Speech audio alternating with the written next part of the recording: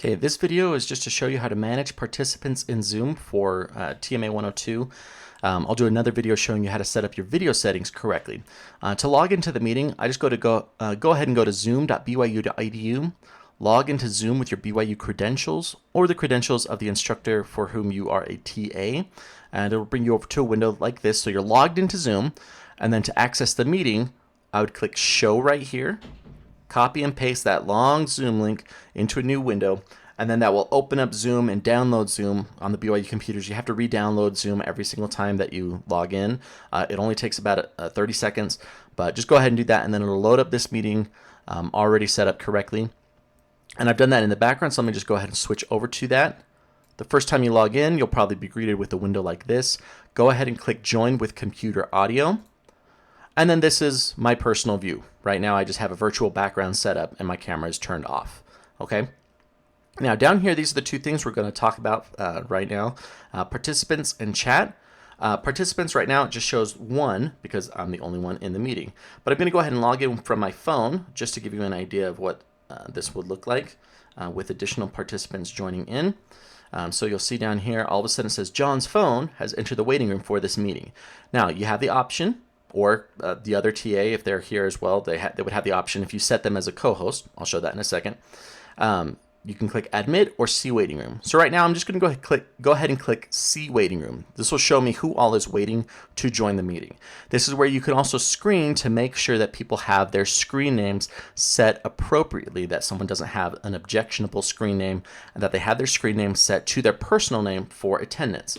And suppose that John's phone was named something else and it didn't match up with what we have on student records. You're like, that name doesn't look familiar. What you can do is you can click Send a Message, and it's going to send a message to everyone in the waiting room. And just type in something like, change your name or change your screen name to your personal name for attendance.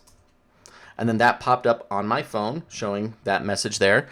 And then after they've changed their name, then you can click Admit and admit them to the meeting. All right, so once you've done that, let's go ahead and click on everyone now. So now this is not everyone in the waiting room, this is everyone in the meeting because there's no one in the waiting room right now. It's just us sitting right here in our meeting, okay? So there's no one waiting in the waiting room. Now what I can do right here on John's phone, if I click on that, left click, I can make a co-host. So if you have a second TA that's assisting for the day, go ahead and make them a co-host. Then they will be able to monitor who is joining the waiting room and admit people while one person serves as the main instructor, okay, for that lab session. Also, what you can do if you click on someone, if say they're doing something inappropriate or someone that wasn't supposed to have actually joined the meeting did join up, you can just click on them, their name, and just click remove, and it'll just kick them out instantly. If you don't happen to see their name in that long list there and they're doing something inappropriate in the video, just click on the three dots and click remove. All right, and so it says, do you want to remove John's phone? I'll just go ahead and click OK.